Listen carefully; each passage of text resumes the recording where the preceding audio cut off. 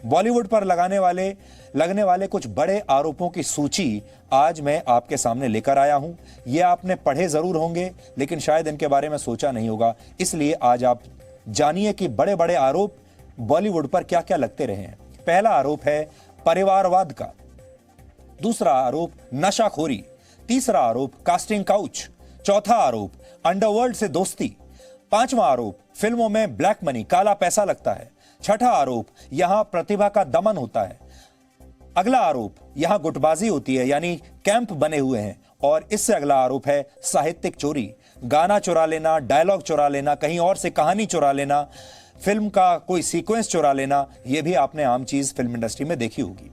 सुशांत सिंह राजपूत की मौत के बाद परिवारवाद का आरोप सबसे पहले सामने आया था, आपको याद होगा। सुशांत की मौत का असली कारण क्या है, यह तो सीबीआई इसकी जांच कर रही है, पता चलेगा।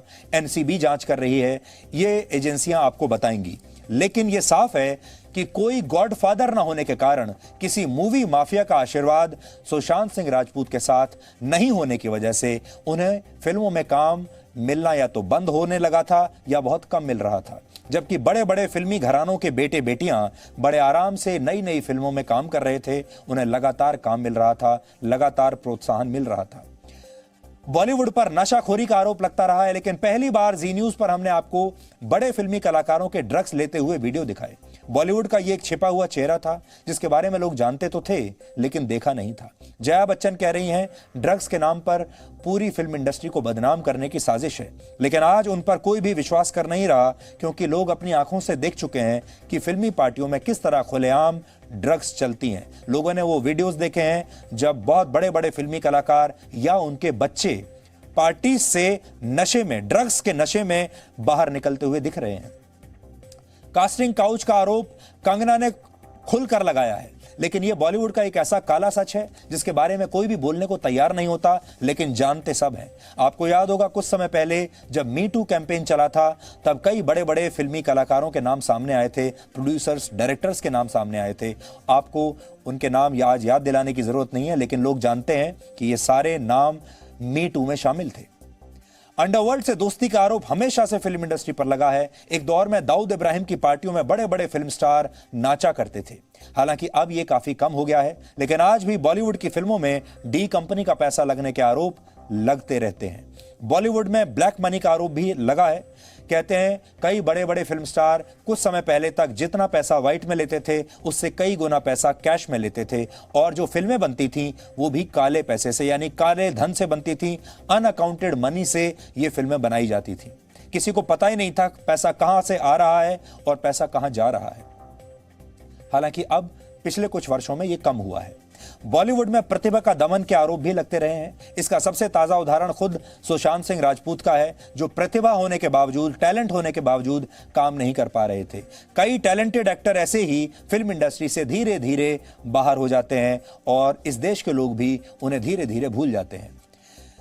बॉलीवुड पर एक बड़ा आरोप है गुटबाजी का। यहां कई तरह के कैंप चलते हैं। एक कैंप किसी एक्टर का होता है, एक कैंप किसी फिल्म प्रोड्यूसर का होता है, किसी डायरेक्टर का होता है, यानी हर बड़ा प्रोड्यूसर, डायरेक्टर और एक्टर अपना एक एक कैंप चला रहा है, और आपको अगर काम चाहिए तो आपको उस कैंप का हिस्सा होना जरूरी है।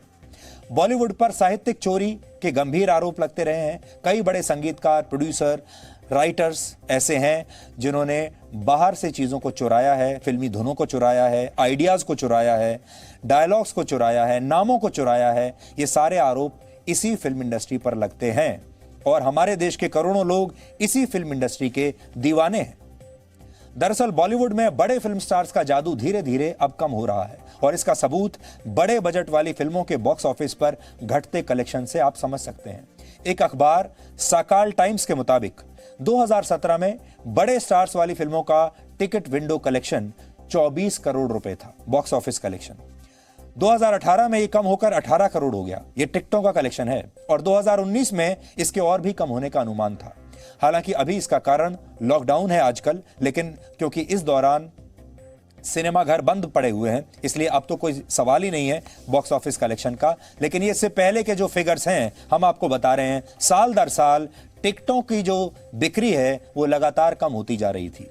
फिल्मों की टिकट बिकने में इस गिरावट का एक बड़ा कारण ओवर द टॉप यानी ओटीटी प्लेटफॉर्म्स को भी माना जाता है और इस पर आने वाली ज्यादातर फिल्मों में आपने देखा होगा छोटे कलाकार बड़ी भूमिकाओं में आपको नजर आते हैं। इनमें अक्सर बहुत बड़े बड़े स्टार्स नहीं होते, कई ऐसे स्टार एक्टर भी इन फिल्मों में होते हैं जो कुछ समय पहले तक जिनके बारे में हम उनका नाम भी जानते नहीं थे, यानी जो वाकई में टैलेंटेड लोग हैं और जिनके साथ बड़े बड़े फिल्मी खानदानों का नाम नहीं जुड़ा है। ये ओटीटी प्लेटफॉर्म्स ने उन्हें एक नया चांस दिया है, उन्हें एक नया मौका दिया है। शायद थाली में इसी बंटवारे की बात जया बच्चन कर रही हैं। फिल्मी खानदानों को थाली के इसी बंटवारे की बातें पसंद नहीं आ रही, क्योंकि अब लोग जीवन के हर क्षेत्र में परिवारवाद और भाई भतीजावाद को नकार रहे हैं, चाहे वो राजनीति हो या फिल्में हो। ये हम राजनीति में होते हुए देख रहे हैं और बॉलीवुड में भी अब बॉलीवुड भी इससे अछूता नहीं रह सकता। कहते हैं फिल्में समाज का आईना होती हैं, यानी फिल्मों में जो कुछ दिखाया जाता है वही समाज में हो रहा होता है। कई बार फिल्में हमें ऐसे कई सामाजिक मुद्दों के बारे में बताती हैं। आपको याद होगा आजादी के बाद जो फिल्में आती थीं, यानी 50 और 60 के दशक में, उनमें जो विलेन होता था, खलनायक होता था, वो कोई जमींदार या साहूकार होता था जो खलनायक के रूप में दिखाया जाता था, क्योंकि समाज का खलनायक वही होता था क्योंकि वो गरीब किसानों का शोषण करता था। इसलिए शुरुआत की जो फिल्में हैं 50 और 60 के दशक की, वो उन पर बनती थी। ये वो समय था जब भारत नया नया आजाद हुआ था। बाद में 60 और 70 के दशक में भारत में औद्योगिकरण शुरू हुआ, तब फैक्ट्री मालिकों को, मिल मालिकों को खलनायक के तौर पर देखा जाने लगा। यह भी हमें फिल्मों ने ही दिखाया कि मिल मालिक कैसे मजदूरों का शोषण करते हैं, इस पर फिल्में बनने लगी। उस दौर की फिल्मों में फैक्ट्री के मालिक विलेन हुआ करते थे। औद्योगिकरण के बाद अंडरवर्ल्ड और अपराध का दौर आया, जिसमें माफिया डॉन खलनायक के तौर पर दिखाए जाने लगे। ये भी हमें फिल्मों से पता चला। इसी दौरान डाकुओं की फिल्में भी आती रहीं, जिनमें खलनायक कोई डाकू हुआ करता था या फिर उसमें सामाजिक तौर पर किसी के साथ जो नाइंसाफी होती थी उसके बारे में बताया जाता था। ये सारी चीजें आपने धीरे धीरे देखी होंगी। हाल के दौर में फिल्मों में नेताओं को खलनायक के तौर पर दिखाया जाने लगा। आपने देखा होगा जब नेताओं को फिल्मों ने एक्सपोज करना शुरू किया।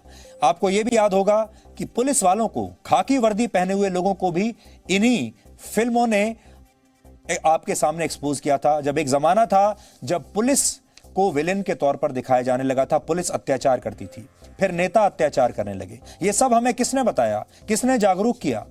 फिल्मों ने जागरूक किया, क्योंकि फिल्मों का असर न्यूज चैनल से भी कई बार ज्यादा होता था उस जमाने में। लेकिन अब जो फिल्म वाले हमें समाज का आईना दिखाया करते थे, जनता उन्हीं नायक नायिकाओं को अब विलेन की तरह देख रही है। यानी अभी तक हमने हर दशक में एक नया विलेन देखा। हमने साहूकारों को देखा, हमने जमींदारों को विलेन के तौर पर देखा, मिल मालिकों को देखा, उसके बाद डाकुओं को देखा, उसके बाद हमने अंडरवर्ल्ड डॉन को विलेन के तौर पर देखा, उसके बाद हमने पुलिस वालों को विलेन के तौर पर देखा, फिर हमने नेताओं को विलेन के तौर पर देखा। लेकिन इन सब को हमारे सामने एक्सपोज करने के बाद अब फिल्म इंडस्ट्री के लोग ही खुद विलेन के तौर पर देश के सामने आ रहे हैं और यह अपने आप में बहुत बड़ी बात है। देश के आजाद भारत के इतिहास में यह पहली बार हो रहा है, क्योंकि फिल्में जो हमें जागरूक किया करती थी, अब हमें उन्हीं फिल्म बनाने वालों के ऊपर से विश्वास हमारा हट गया है।